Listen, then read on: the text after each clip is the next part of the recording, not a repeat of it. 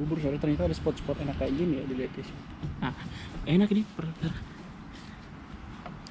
Assalamualaikum teman-teman semuanya. Udah lama nih nggak nonton vlog aku kan. Jadi kali ini aku bikin segmen baru, yaitu Pelir. Pelajar Indonesia luar biasa. Masuk gak? Iya sih. Aduh, kayak enaknya. Jadi kali ini aku mengajak salah satu bintang tamu nih. Jadi ya teman-teman yang aku pernah cerita tentang Eno, ini dia orangnya. Jadi kita sambut Eno. Halo. Penonton lu namanya siapa sih? Fake people. Halo, fake Jangan. people. Aduh. Ya, jadi kita mau ngobrol-ngobrol aja sih, sharing-sharing sama sosok Eno ini kan. Iya. Kan teman-teman pasti udah tahu, kalau kenal aku pasti tahu kalau Eno itu yang wow gitu loh. Jadi kali ini aku hadirkan demi orang-orang yang kalian yang nggak pernah kuliah ini biar bermotivasi. Nggak pernah kuliah. Oke ya, jadi maaf ya, ini nggak ada tim kreatif, jadi aku sendiri tim kreatif. Jadi perkenalkan dulu Eno, asal gitu, Oke. dari mananya, Udah. Oke. Halo teman-teman. serta kuliah dan jurusan. Halo teman-teman. Nama aku Eno. Asal dari Bone, Sulawesi Selatan. Lo tahu nggak? Sulawesi tahu, bentuk yang peta, yang nggak pernah kuliah.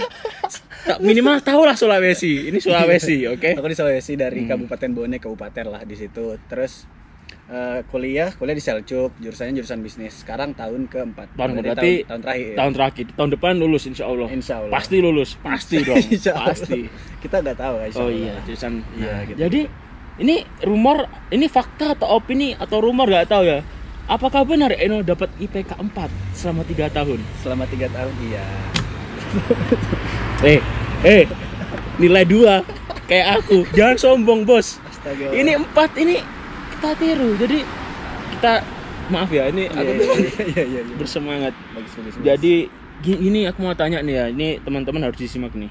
Ini gimana nih cara Eno dapat IPK 4 selama di kampus gitu loh? Gimana belajarnya? Terus kok bisa gitu loh? Belajar. Padahal banyak deh. Maksudnya gini loh, kayak aku aja program Inggris. Nilaiku 2 itu udah sombong, angkuh gitu, kayak gak mau itu. 3 udah angkuh gitu. Apalagi ini 4 gitu loh. Gimana cara? Maksudnya caranya seperti apa gitu loh? Kita menurut dulu ya. Meruntut cara Meruntut dulu, belajarnya. oke. Kayak semester 1. Pasti semester 1 susah kan. Pasti misalnya kita dari Tomer. Oke. Dari Tomer Tomer tuh bahasa Turki ya. Kayak kursus bahasa Turki. Jadi teman-teman yang keluar Turki pasti ada Tomer kalau untuk program bahasa Turki. Kita pasti dari belajar dari Tomer dulu kan. Hmm. Dan itu kayak belajarnya ya belajar bahasa Turki dasar lah, survival Oke. belajar gitu. Terus habis itu langsung masuk ke kuliah. Dan semua kita rata-rata pasti mengeluhnya karena tahun pertama itu pasti susah. Itu susah. Pasti. Untuk aku sendiri itu aja susah banget. Kita baru tahu dan kita nggak ngelihat dosen langsung ngomong cepet, kita nggak ngerti apa dan sebagainya. Tapi di situ justru momen krusial. Karena kalau kita misalnya pas momen pertama itu kita kita nggak dapat ritme belajarnya, selanjutnya kita akan keteteran gitu loh. Oke. Jadi momen pertama itu benar-benar susah. Aku belajar hampir kayak 12 jam per hari. Bener-bener kalau ada kata-kata nggak ngerti translate satu-satu, baca textbooknya, diterjemahin. Bahkan misalnya kalau dosen pas di kelas ngomong aku nggak ngerti, aku rekam secara diam-diam meskipun dilarang. Oke. Ada yang larang biasanya. Alasannya ya harus nggak boleh. Iya, nggak boleh gitu kan. Tapi aku rekam diam-diam aja untuk pribadi kan. Kita kan nggak paham gitu.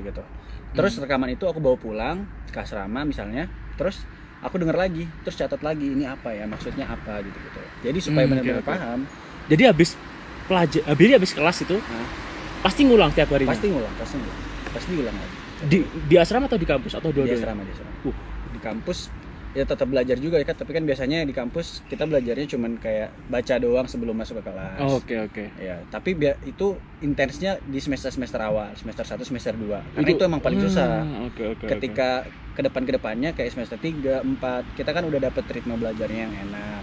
Udah bisa Udah terbiasa paham lah, lingkungan cara udah. belajar di sini. Bener, kita udah kayak tahu kalau dosen ngomong biasanya yang diomongin apaan, atau kayak titik-titik penting dari omongan dosen itu apa gitu. Tapi itu susah kan. Itu emang yang paling susah. Kadang aja yang kelas bahasa Inggris kayak aku aja ngaku susah gitu loh. Ini apalagi kelas bahasa Turki, full Turki kan.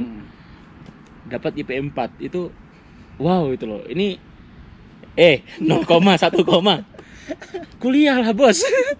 Aku 2, ya sombong, tapi ya setelah dengar ini aku juga sadar kita harus banyak mencontoh dari itu, karena kita orang Indonesia tuh belum tahu cara belajar yang tepat. Iya benar. Nah, yang aku dapatkan dari kenapa aku bisa punya mental belajar seperti itu, pola berpikir seperti itu sebenarnya nggak terlepas dari background aku semasa SMP SMA. Oh, gitu jadi kan. Udah dari dulu ya, bukan serta-merta pas di Turki aku belajar. Itu susah, itu susah banget. Itu susah kalau mau langsung misalnya sehari langsung 12 jam pol enggak. Kalau emang kita dari dulu terbiasanya kayak santai-santai, leha-leha, terus tiba-tiba ingin diporsir 12 jam per hari itu enggak bisa sih. Akan menyusahkan diri sendiri. Gitu. Langsung berat, langsung enggak bisa. Harus iya sih, dari kebiasaan kita dari dulu ya. Iya, harus dimulai dari mindset juga soalnya. Dari mindset kan biasanya nih kalau kita misalnya kita anak baru terus kita nggak tahu apa-apa terus dibawa ke Turki, terus kita kuliah, kita dapat nilai jeblok, pasti kita kalau mindset fixed mindset namanya. Yang udah gitu terus. Iya, udah gak gitu growth terus. mindset. Iya, gak growth mindset. Tahu. Aku pintar, Cok. Kau kira aku bodoh? Kalau kita fixed mindset, kita biasanya akan menyalahkan bahasanya. Kita biasanya akan menyalahkan kesulitan bahasanya kayak ya udahlah emang bahasa Turki susah gitu. Padahal kesalahan kita itu ada di kita sendiri. Kita nggak belajar dengan baik, kita nggak belajar dengan cukup. Dan misalnya ada juga yang mereka belajar banyak banget, tapi tetap nggak masuk. Kurang efisien ya. Aku seperti itu. Belajar banyak, kadang mau ujian pernah tetap lupa gitu. Lupa tapi nambah dikit. Nggak benar-benar bisa kayak dari 40 paling 41 gitu. Nggak pernah 40 ke 60 itu susah banget. Serius aku seperti itu. Kalau cara itu ada namanya deliberate practice itu istilahnya. Jadi kita nggak belajar baca, tapi nge-review. Tapi kayak soal atau kayak bikin rangkuman, bukan lebih ke studi kasus misalnya HI kan. Iya, HI benar. HI. Apa yang lu pelajarin, ada teorinya, coba lu cari contohnya di dunia nyata kayak gimana. Supaya itu bisa lebih masuk ke dalam subconscious manusia, alam bawah sadar kita, supaya itu udah terprogram gitu. Dan cara belajar ini kan cara belajar orang kan tiap orang kan beda-beda. Benar. Dan aku menemukan cara belajar aku itu nggak terlepas dari banyak eksperimen selama SMP, SMA gitu. Jadi udah mengalami banyak cara belajar yang berbeda. Iya. Dan yang paling cocok ternyata saat ini. Saat ini. Cara belajar aku sekarang meskipun aku justru sadar punya kesadaran bahwa cara belajar yang penting itu ini pas masuk SMA kelas 2 gitu. Itu yang aku SMA masih malas ya. Makanya ini susah nih, dari teman-teman kan juga banyak mengaku kendala bahasa Turki, terus teman. Tapi teman gimana? Teman juga membantu nggak? Atau antum tidak butuh teman? Atau antum butuhnya Gramedia? Gimana kalau kita bicara tentang teman ya, kalau teman tuh di sini teman Turki nih. Teman Turki dulu. Jadi ada 3 kan? Indo, Turki, dan orang asing. Iya. Kalau teman Turki dulu gimana? Kalau teman Turki tergantung sih. Kalau misalnya kita orangnya yang sosial, ya berteman aja secukupnya gitu. Kamu bukan teman, kamu hanyalah makhluk sosial. Terus. Karena ya manusia kan butuh teman juga kan. Tapi jangan sampai teman itu kayak membebani kita lah. Contohnya kayak misalnya justru ngajak kita ke luar mulu atau gitu kan, sampai kita tidak tahu prioritas kita itu apa gitu kan. Jadi harus bisa bagi waktu mana teman yang diajak buat belajar, buat nongkrong, buat ahli ibadah. Iya benar. Kan. Karena memang gimana ya, pergaulan di sini juga kacau kan. Iya, beda banget. Itu teman Turki. Nah, kalau teman orang asing gimana? Aku nggak punya teman orang asing aja di sini. Jadi teman waktu Tomer ada sih, cuman kayak teman-teman doang, teman kelas sekedar ya, karena hai apa kabar dia. Iya benar. Orangnya agak anti sosial. Iya, yang pendiam. Jadi nggak nyangka teman rumahku pintar, agak susah berteman. Nggak nyangka juga gitu. Nah, kalau teman Indo gimana? Kan misalnya semua orang di PPI di Konya ya, kotaku ini tuh ketahui Eno semua karena udah senior juga dan juga udah menoreh prestasi ya. Enggak juga. Maksudnya udah pada lagi gimana? Maksudnya teman-teman Indo gimana juga itu? Baik kok, teman-teman. Yang dulu gimana? Kalau dulu kan masih sedikit kan orangnya kan. Iya, enggak kayak sekarang gitu. Berteman aja. Maksudnya berteman kayak gimana? Ya, maksudnya berteman ada kayak mungkin ayo belajar bareng atau sharing bareng, ada diskusi bareng, ada teman diskusi enggak waktu gitu? Kalau di sini aku seringnya diskusi ngobrol-ngobrol justru sama anak-anak S2 sama S3. Kayak om-om, tante-tante itu semua. Aku S1 ya, aku S1 tapi bisa ngikutin. Enggak salah. Oke. Berarti memang tipikal Anda itu berteman dengan orang lebih tua. Kalau di sini dapat frekuensinya itu. Oh, tapi bisa jadi kayak kalau di tempat lain mungkin beda gitu. Oke, saat kau di Konya sih iya, itu. Iya. Ya aku tua jadi nyambung. Gelar bukan masalah kali ini. Oh, oke. Tapi dulu gimana ini selama SMP SMA aktifnya di mana? Di bidang apa? Kan katakan suka belajar. Aktifnya kemana itu? Nah, kalau jadi perjalanan aku sampai sekarang dan kenapa bisa membentuk mindset belajar seperti sekarang itu sebenarnya nggak terlepas dari perjalanan di masa SMP SMA di masa-masa Olimpiade, karena aku dulu anak Olimpiade kan. Olimpiade dari SMP, Olimpiade IPS SMP dapat masuk sampai ke nasional, wakili Provinsi Selatan. Mewakili Bone dan Provinsi Sulawesi Selatan. Terus habis itu ke SMA Olimpiade Geografi nasional 2 kali, medali perunggu, medali perak. Ya, itu mewakili Provinsi Sulawesi juga. Jadi tapi itu kan baru hasil kan. Yang kita nggak tahu adalah prosesnya. Nah, proses aku selama itu benar-benar berbulan-bulan, bertahun-tahun pokoknya. Dari SMP kelas 2, SMP kelas 2. Di barat orang-orang SD ke SMP itu ada yang ngaku pinter, ada yang mulai udah males. Jadi kau udah sejak awal udah memfokuskan untuk fokus ke situ. Iya, bukan fokus juga sih sebenarnya, karena waktu SMP nih aku kan kelas 8. Oke. Kelas 2 SMP ikut lomba. Karena aku dari kampung ya. SMP kan di Bone kan, kayak ya, orang siapa sih yang tahu Bone? Taunya orang pasti Makassar. Iya, orangnya pasti Makassar. Oh, di Bone kan. Aku bahkan ikut lomba waktu itu penyisihan aja, misalnya tingkat kabupaten, tingkat provinsi. Aku nggak tahu lomba yang aku ikutin apa. Soalnya kan kalau di kampung-kampung sekolah-sekolah ditunjuk-tunjuk doang. Iya, kayak yaudah delegasi. Iya. Formalitas kadang kayak gitu. Oke. Kebetulan aku waktu itu ranking 1 di SMP. Jadi semua guru nunjuk aku semua, kayak fisika kamu aja, apa ya, kayak kimia kamu aja, biologi kamu aja, geografi kamu aja, IPS kamu aja, gitu pokoknya. Jadi semua bidang semua guru nunjuk aku untuk wakili sekolah pas desain kabupaten. Tapi aku milih IPS karena guru favorit itu guru favorit. Guru favorit aku waktu itu yang memang guru mata pelajaran IPS. Oh, yang seneng banget ya. Yang seneng banget. Jadi itu kenapa aku ambil IPS. Jadi pas aku ikut lomba, aku nggak tahu ini lomba apa. Pas sampai ke nasional. Itu pas apa? SMP? Pas SMP. Oh, SMP udah nasional. Kamu lomba nggak pernah, paling lomba LT itu pun kalah lomba makan kelereng. Anjir, makan kelereng. Nah, terus gimana? Jadi sampai SMP aku nggak tahu kan, ini lomba apa. Pas sampai aku ngelihat anak-anak Jakarta, Bandung, Surabaya, kayak wah, mereka pintar sekali, cerdas sekali. Terus kayak pas mereka dikalungin waktu SMP kan aku nggak dapat medali. Belum dapat. Soalnya kayak misalnya minggu depan kita terbang ke nasional, aku baru dikasih kabarnya sekarang gitu loh. Jadi kayak aku mau gimana ya belajarnya. Iya, padahal ternyata baru aku tahu anak-anak di sana mereka benar-benar dibimbing dari awal, berbulan-bulan sebelumnya mereka dikumpulkan, dilatih intensif. Kayak benar-benar pasukan yang siap buat Olimpiade. Iya. Beda sama kita yang dari kampung. Iya, susah. Karena masih belum merata kan, pendidikan masa kurang benar. Pas sampai situ baru aku sadar kayak gila, aku nggak boleh kalah sama anak-anak Jawa. Itu dari SMP aku udah mindset seperti itu ya. Udah punya pikiran seperti aku nggak boleh kalah sama anak-anak Jawa. Jadi pas SMA mimpi itu tetap terbawa, aku ingin dapat medali di nasional. Semuanya pokoknya pikiran aku waktu SMA terfokus sama itu. Gitu loh. Oke. Bahkan wallpaper laptop aku pasang medali di situ supaya aku betul-betul memvisualisasikan mimpi. Niat banget. Beneran harus niat sih emang. Harus niat. Soalnya kalau nggak niat ya kita punya apa gitu kan, di kampung kita nggak punya akses terhadap buku-buku internasional, kita nggak tahu bahasa Inggris, guru-guru kita juga mereka kemampuan mengajar juga nggak kayak di luar kan. Padahal ada primagama nggak di sana? Nggak ada. Ini kok menghina ya? Ada itu nggak inten, nggak proses inten, nggak ada. Jadi walaupun kita berbagai kalangan yang ngerasa kayak daerahku kampung belum dapat akses, tapi jangan patah semangat. Iya, gitu. Benar sih. Kadang orang-orang kota kayak aku sendiri pun juga malas gitu loh. Sainganmu itu, jadi dulu tuh waktu dari nasional merasa ini sainganku ternyata gila semua. Gila banget. Momen pas aku gitu, pas sampai nasional misalnya, momen lomba nasional pertama aku. Itu di Lombok. Aku sekamar sama dari kontingen dari Jawa Timur sama Jawa Tengah, Semarang sama Surabaya.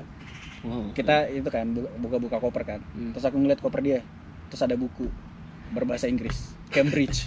Wah gila. Itu udah buku beli di mana itu? Iya, di mindset kampung kayak saya kan kayak itu buku. Oh, iya. Wow, dapat dari Gramedia ada mana? nggak tuh? Nggak ada Gramedia di Bonnet tuh, nggak ada. Paling ini Makassar semua, masih lengkap Makassar ya. Itu pun nggak ada buku berbahasa Inggris yang mereka punya, yang IGCSE, GCSE A level gitu kan. Oh iya, yang belinya Cambridge. harus luar Iya, semua, iya, yang Amazon gitu kan. Iya. Oke. Padahal ya, waktu itu aku bawa cuman apa coba? Buku album hasil rangkuman materi aku belajar selama ini. Itu yang aku punya. Aku bawa, tapi pas pengumuman aku dapat medali lebih tinggi dari mereka. Gitu kan. Nah, Gila. yang aku dapat dari situ, iya beneran. Tapi proses di belakangnya itu perih gitu ya. Perih, harus mengumpulkan semua materi belajar, harus menghadapi rasa bosan. Kan apa ya, pertanyaan paling banyak yang ke saya misalnya orang awam tanyakan, orang awam kayak aku kayak emang nggak capek belajar terus, nggak capek belajar terus. Aku udah apa ya, udah masuk ke mindset dimana menurut aku belajar itu suatu hal untuk pengembangan aku sendiri, udah sebagai gaya hidup. Iya benar-benar udah sebagai gaya hidup.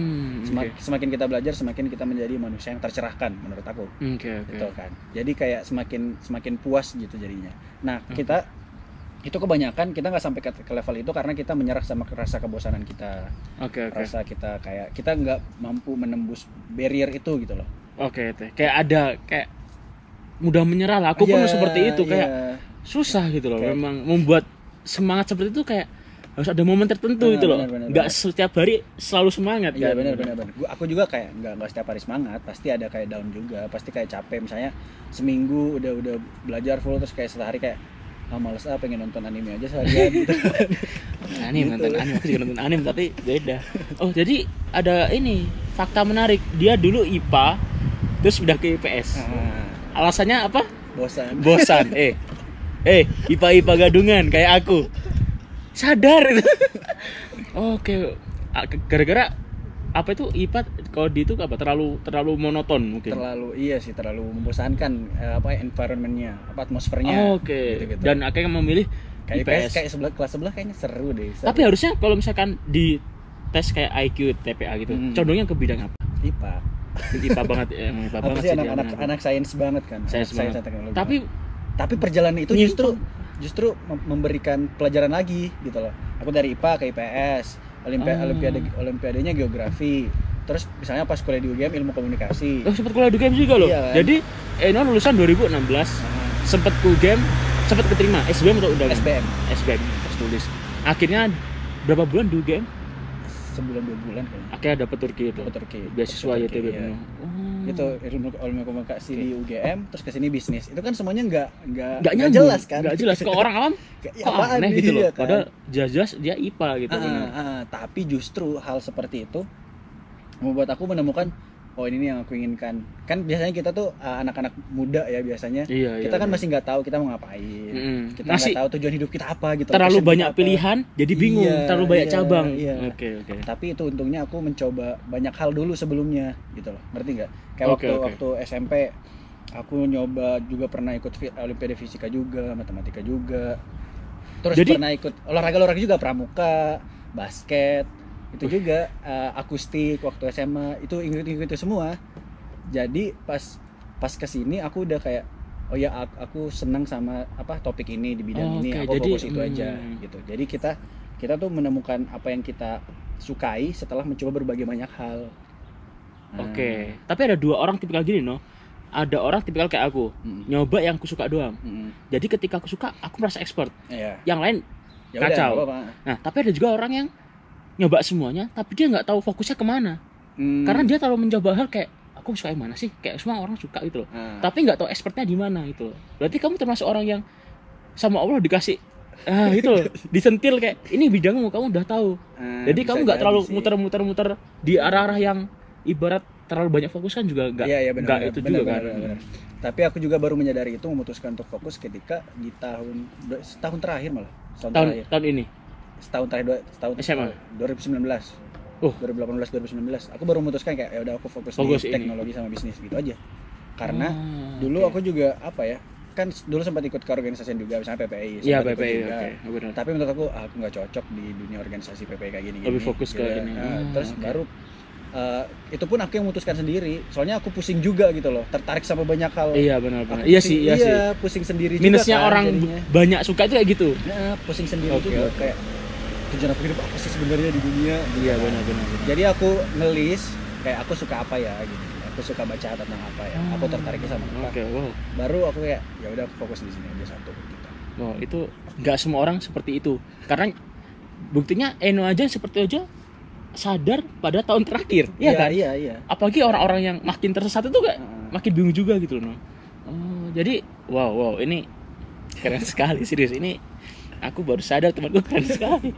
Nah, ini Gitu. katanya pernah ikut Olimpiade internasional di bidang apa dan di negara mana dulu? Bukan internasional sih, nggak sampai ke internasional waktu itu. Geografi juga. Geografi, oke. juga. Pokoknya kan itu anak Indonesia yang dapat medali di nasional itu disaring, Naik level, disaring, oke. disaring untuk persiapan di tingkat internasional. Waktu itu di Cina, Beijing sama di Rusia. Di Cina kapan Cina? Cina 2015. Terus Cina deh. Rusia 2015, Cina 2016. Udah aku pengen ke Rusia, dah duluan ke Rusia. Gitu-gitu kan. 2015 ke Rusia. Mm-mm. Berserta berapa orang Indonesia itu? 4. Empat. Jadi kalau di Olimpiade itu setiap bidang misalkan matematika itu ada 6 karena paling banyak kuotanya. Iya. Geografi 4, terus apa lagi fisika 4. Fisika 6. Oh, fisika 6, terus kimia 4 gitu. Jadi Betul. setiap delegasi itu per orang ada 4. Iya. Dan dari semua orang itu yang bone dari Sulawesi kau doang atau banyak? Satu aja. Gitu-gitu. Rata-rata ya itu sih permasalahan kita di Indonesia ya. Maksud aku perbedaan ke pendidikan. Oke, kuotanya tuh kayak prioritas Jawa. banyak banget Jawa. Jawa udah banyak banget ya. Tapi menurut aku yang menarik adalah dari perjalanan Olimpiade itu membentuk mindset aku yang sekarang kesini. Jadi oke. meskipun dimanapun aku ditempatkan misalnya, nggak tahu sih, tapi aku selama ini dimanapun aku ditempatkan aku merasa aku bisa-bisa aja gitu. Oke. Misalnya waktu di ilmu komunikasi UGM aku merasa aku bisa-bisa aja di situ. Di sini Dulu bisnis apa manajemen dulu kom? Ilkom UGM. Pas di sini bisnis manajemen aku merasa aku bisa-bisa aja. Kenapa? Karena waktu di Olimpiade itu kita benar-benar diajarkan belajar dari first principle. Maksudnya kayak kita belajar untuk mengerti. Oke. Bukan belajar untuk nilai, bukan belajar untuk apa. Itu kenapa pas ujian atau di sini pas kuliah di sini aku nggak pernah mikirin nilai. Aku nggak pernah tahu sistem penilaian di sini kayak gimana. Wow. Aku nggak pernah. Yang penting yang aku pikirin adalah aku belajar untuk mengerti, belajar dari konsep awalnya kayak gimana. Emang butuh waktu yang lama, lama dan proses yang nggak gampang. Tapi ketika kita udah paham, jadi bagaimanapun bentuk soalnya diputar-putar ntar pas ujian kita bisa kejawab. Karena udah nangkep yang dia maksud. Oke. Gitu loh. Jadi meskipun gimana, itu jadi kendala juga bagi teman-teman aku, banyak kan di kelas juga. Mereka nanya kayak kok lu bisa tahu sih kayak gini-gini kok. Maksudnya kok gini. Antum ini orang asing ya? Ini orang asing, orang Indo, bahasa udah beda. Iya. Terus teman-temannya orang Turki ya kan? Orang Turki itu nggak menjauh dari IP4 kan? Ada IP4 juga? Ada nggak? Jarang sih. Ada tapi yang pandemi ini aja, pandemi. ya gara-gara online. Kamu yang nilai online nilai 3. Jangan sombong. Aku juga sombong kan. Setelah ini aku belum ada apa-apa bener. Wow, oke. Itu Unik banget sih, maksudnya kan termasuk orang asing, bahasa beda dari jauh. Beda kalau misalkan orang asingnya kayak negara stan-stan karena mirip kan bahasanya kan, satu rumpun. Ini kan beda banget tuh. Nilai 4 itu kak, wow gitu kan. ya karena itu kembali lagi sih, maksudnya aku kita udah ada mindset yang udah tertanam dalam pikiran tuh. Mindset dari dulu ya yang itu. Mindset belajar untuk paham, mindset nggak pernah kayak merasa nggak bisa gitu loh. Karena ya kalau aku misalkan susah gimana? Misalkan kalau aku ada soal susah nih, nah kalau kau gimana? Cara menyikapi hal misalkan ada soal susah, ujian susah itu gimana? Aku selalu beranggapan kalau ketika kita kesusahan itu artinya kita belajar. Iya beneran. Jadi ketika kita frustasi ngerjain nih, itu adalah bener, itu proses kita belajar. Beneran emang susah sih. Cuman ketika kita nyerah di poin itu, ya udah kayak itu kelar itu ya. Iya, ya intinya gitu, jangan pernah menyerah sih. Itu bener sih. Aku dulu pernah hampir menyerah. Jadi antara menyerah dan enggak tuh perbatasan. Tapi karena entah kenapa dua orang tua dan dua orang tua emang ngaruh sih, kayak orang tua ketika sedih lihat aku kayak kamu susah terus kayak suram itu kayak jadi termotivasi gitu sih. Dan motivasi juga penting sih, itu penting banget. Iya sih, karena misalnya kayak aku pun nggak setiap hari pasti merasa termotivasi, pasti kayak pasti kan ada rasa nggak mood. Iya pasti males gitu, pengen rebahan, pengen main Instagram aja gitu seharian gitu kan. Oke, wow. Tapi pentingnya menjaga motivasi itu kan, motivasi ada dua, eksternal atau internal. Kalau eksternal misalnya kita ngobrol-ngobrol sama teman, dapat inspirasi. Kalau internal itu yang kita dari sendiri, itu yang susah dari sendiri. Nah, itu yang susah dari diri sendiri. Biasanya kalau aku cara mengontrol motivasi dari sendiri aku adalah dengan buka LinkedIn.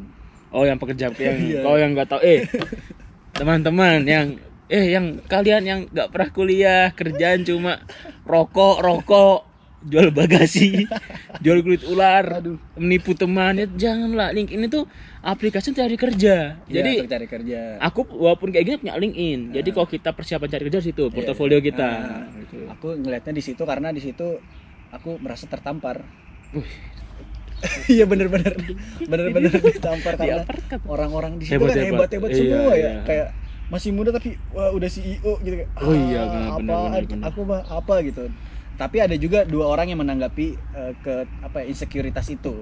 Kalau kita pakai fixed mindset itu lagi, kita akan merasa terkucilkan. Kayak aku nggak mampu gitu. Iya, nggak mampu. Beda emang aku. Jadi itu akan merasa semakin kerdil orangnya jadinya. Tapi kalau ketika jadi growth mindset, kita akan mikir kayak, wah gila dia keren, berarti aku harus berusaha lebih keras lagi gitu. Itu caraku, salah satu cara untuk memaintain motivasi internal. Terus satu cara lagi misalnya nonton YouTube.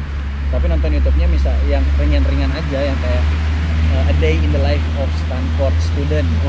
Kayak kegiatan sehari-hari mahasiswa di Stanford kayak gimana gitu-gitu. Supaya aku tahu kegiatan semakin tinggi ya motivasi. Benar-benar. Jadi kayak wah gila keren, aku juga mau kayak gitu. Itu motivasi internal. Jadi pas abis nonton itu, atau misalnya nonton anime, misalnya nonton Naruto. Nonton Naruto aku termotivasi. Nonton pasti pengen jadi Hokage suatu saat. Iya kan? Oke. Wow. Wow, benar-benar. Nah, ini ada fakta lagi nih.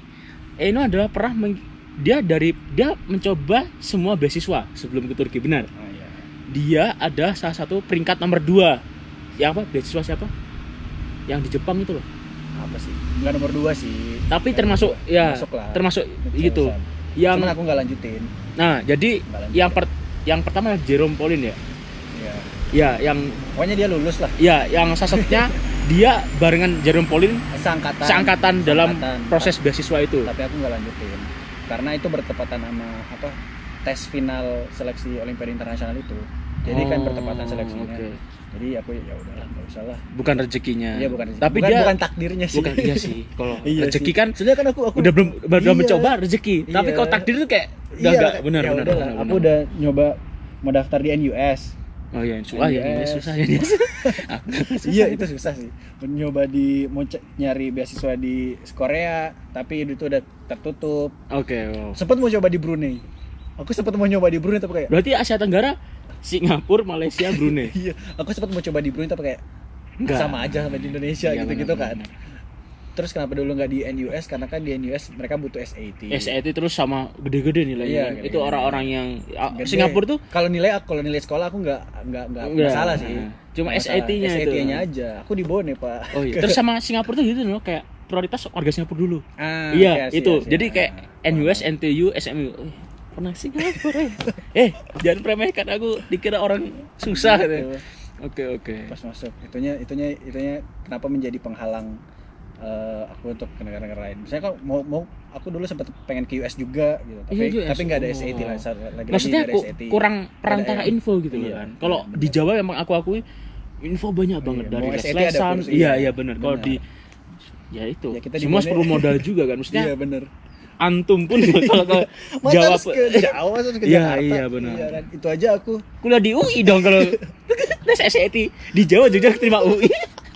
Itu aja aku sibuk persiapan untuk ujian nasional waktu itu. 2016 ya. Karena selama SMA, selama Olimpiade aku nggak pernah masuk kelas. Bukan nggak pernah masuk kelas sih, cuman jarang di kelas.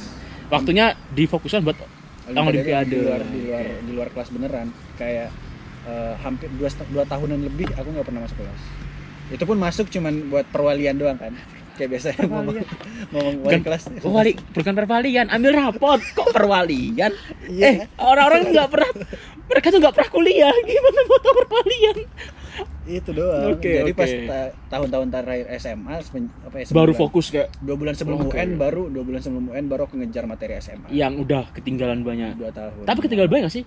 banyak banget. Aku harus belajar dari awal. dari kelas Berarti 1 gini, kalau misalkan SMA kan 1 sampai 3. Kalau Olimpiade tuanya kelas 6 gitu ya. Kalau iya Ibarat lebih. kalau materi-materi Olimpiade itu biasanya materi S1, S2 gitu. Jadi kayak waktu itu aku belajarnya ya belajar hasil-hasil penelitian, analisisnya kayak gimana. Kelas berat semua ya berarti ya. Aduh. Iya, itu kenapa? Nah, itu kenapa pas satu lagi dari hasil perjalanan Olimpiade itu mengubah gimana cara pandang aku terhadap belajar itu sendiri, terhadap proses belajar itu sendiri. Jadi cara aku belajar itu benar-benar harus paham konsep karena Oke. karena berawal dari cara belajar waktu Olimpiade itu kan. Iya. Itu terbawa sampai ke sini dan itu dampaknya positif, Sangat membantu banget. sangat membantu banget. Pokoknya aku udah tahu cara belajar aku kayak gimana jadinya. Jadi pas ke kuliah atau dimanapun itu tinggal diatur dikit aja Tinggal iramanya. dipoles gitu ya, Iya, dipoles kayak gitu. untuk mengikuti ritme belajar di sini aja udah tahu ritmenya, udah tahu irama belajar yang cocok itu kayak gimana. Kayak gitu-gitu. Wah. Ini nggak ngaruh, pertanyaan nggak ngaruh ini. Ini dijawab semua, nggak usah tanya udah dianggap semua. Ini tanda-tanda orang buat. Oke, jadi nah ini terakhir nih, ini terakhir banget nih karena kan udah menjelaskan kayak kenapa dapat IP 4, backgroundnya dari Olimpiade, udah cerita. Nah sekarang gimana saran buat Eno sih dan gimana cara Eno menyikapi cara belajar di kala pandemi ini? Kan online kan pada bilang, aduh aku nggak paham, aku suka online. Karena online kalau perlu gampang banget, karena kasih tasku jatuh. Jadi ibarat dosen ya ngasih aku PDF bahasa Turki, aku translate bahasa Inggris, Iya. langsung bahasa Indonesia. Jadi aku dalam 1 hari bisa belajar langsung paham, masa tahu garis besarnya. Tapi kalau orang-orang yang lain mengeluh karena aku nggak paham, karena mereka bahasa Turki, itu gimana cara menyikapi ini gimana? Apalagi Senin kan udah mulai kuliah kita. Oh Senin, iya, Lupa. Oh iya bener, Senin udah kuliah. ya, ini hari Sabtu, ini kita Sabtu. Gimana kalau? Justru menurut aku kuliah online ini membuka banyak kesempatan banget sih untuk kita belajar. Misalnya nggak tahu ya, kalau mungkin kampus lain kan ada Iya, Zoom iya. kan, Zoom live kan. Kalau kampus kita kan enggak kan, direkam doang. Gitu. Bersyukur. Kalau ada Kalau Zoom, kita kan sedih. direkam doang. Mm-mm. Nah, konteksnya misalnya untuk kasus pertama kita direkam doang. Jadi kita bisa menyesuaikan dengan jam-jam optimal produktif kita. Oh iya, jadwal kita prime time. Iya benar prime time. Tarangan bahasa aku gitu. Iya Oke, benar. oke. Misalnya kita benar-benar kita Kalau pengen produktifnya pagi atau produktifnya malam, malam. Ya, kita atau nggak pernah produktif. Aduh jangan juga deh. Iya. Kayak kita produktifnya malam atau itu Bisa kita, menempatkan. kita belajarin di situ aja gitu. Jadi kayak waktu-waktu misalnya siang ya tidur siang. Jadi nggak perlu belajar gitu-gitu. Di Oke, situ gitu. pentingnya. Dan tapi kalau untuk yang Zoom Yang misalnya yang live kayak aku dulu pernah Zoom jam 10 malam waktu terawih. Jadi aku nggak terawih. Ada kayak gitu. Jadi beda-beda. Dosen kan? beda-beda Nah, benar. ketika kasusnya seperti itu, ya udah kita ikutin aja. Habis itu nyatet, tapi justru kan masih banyak banyak kuliah online ini kita punya banyak waktu luang nggak sih menurut lo? Plus minus, kalau aku gini sih, plus minus sih. Plusnya adalah tidak semua. Jadi gini, udah orang Turki ngomong bahasa Turki pakai Zoom, makin nggak jelas ya nggak sih? Rekaman Iya sih. di kelas aja masih nggak jelas, apalagi Zoom kayak ada yang nyangkut gitu loh. Nah itu jadi Iya sih. cuma kalau aku mengambil positifnya adalah waktuku lebih banyak, jadi Waktu fleksibel belajar. Iya fleksibel. Kalau kondisi prime time belajar lagi Itu pasti pengen enak belajar banget, bener-bener kayak sampai nulis apapun kayak bener-bener aku catat gitu, maksudnya gitu loh. Jadi kita punya banyak banyak waktu untuk mereview pelajaran. Oke, gitu. oke. Cuman terkadang kan kita manusia suka terlena dengan banyaknya waktu yang pasti. kita punya Iya kan. dong. Kita terkadang berpikir masih banyak waktu, entar lah gitu. Terus ya udah kita jadinya procrastinate mulu, terus nggak produktif deh waktunya, terbuang sia-sia. Gitu-gitu aja. Terus apalagi ya? Ketika pokoknya manfaatin waktu luang paling banyak. Nah, yang menjadi masalah juga waktu pandemi itu kan sebenarnya keadaan mental kita. Oh iya, Iya. ada yang merasa kayak makin down, Iya, ada iya. yang merasa kayak mati hanyalah mitos, nggak mengikuti protokol, ada yang gitu kan. Ada yang merasa kayak ya udah kita bersyukur kayak sama Allah kasih kehidupan, masih bisa semangat, masih bisa tersenyum walaupun perih itu benar-benar. Iya, itu justru penting untuk menjaga kesehatan mental juga. Karena meskipun kita merasa baik-baik aja, tapi pas selama pandemi kita belajar kayak tapi kita merasa nggak masuk-masuk. Itu karena kita dari dalam aja nggak sehat gitu loh. Oh iya, benar. Jadi harus ya dari kita sendiri ya, harus walaupun kalian rasa nggak pede kayak aku ngerasa berat badanku naik atau gimana itu lupain lah, yang penting dari kita sehat dulu, happy, bisa bertahan hidup itu udah. Terkadang aku misalnya kalau udah stres belajar nih, kayak malah capek gitu kan, ya udah aku jalan-jalan sore mendengarkan lagu atau telepon orang rumah gitu, untuk merilis stres. Telepon polisi tangkap orang ini gitu kayak wah ini udah sangat memotivasi sekali. Ini kalau misalkan Eno udah jadi menteri orang sukses, viral, videonya harus viral nih ya, karena ini berarti video pertama ya dari orang pernah nggak collab sama antum ini ya? Aku orang pertama yang menunjukkan bahwa di Turki pelajar Turki yang pintar itu banyak, tapi yang IP 4 bisa dihitung jari. Yang tidak pintar makin banyak gitu. Jadi ya kalau teman-teman kalau mau request apa, kalau tanya dengan Eno part 2 bisa komen di bawah, karena banyak hal yang seru sebenarnya Eno, coba waktunya kan mepet kan, bukan karena waktu, memori gue mepet. Itu poin banget ya. Yang lain ngaku memoriku mepet ya, maklum ini udah nggak ada tim kreatif, kamera modal bismillah, dan ini tukar tambah aku. Demi Allah aku tukar tambah kamera. Aku minta duit adekku terus aku tambah gitu. Bukan yang dulu kan, bukan yang ini ya. Aku tukar tambah, aku jual terus aku ngutang adekku, aku bayar. Demi Allah. Jadi gitu. Terima kasih Eno. Nanti ada link Instagramnya. Oke. Jadi dia dari 12 ke 17. Beda setahun, cuma kuliah beda 2 tahun. Jadi terima kasih Eno udah menyempatkan waktunya untuk ngobrol-ngobrol sukses di segmen Pelir. Waduh. Pelajar Indonesia luar biasa. Makasih Neba. Segmen baru tuh. Ini sama lagi gini. Oh, enggak gini aja. Gini. Terima kasih ya. Terima kasih teman-teman. Udah. Jadi ya kalau ada komen, aku nggak butuh subscribe kalian karena itu tanpa paksaan. Kalau suka enggak.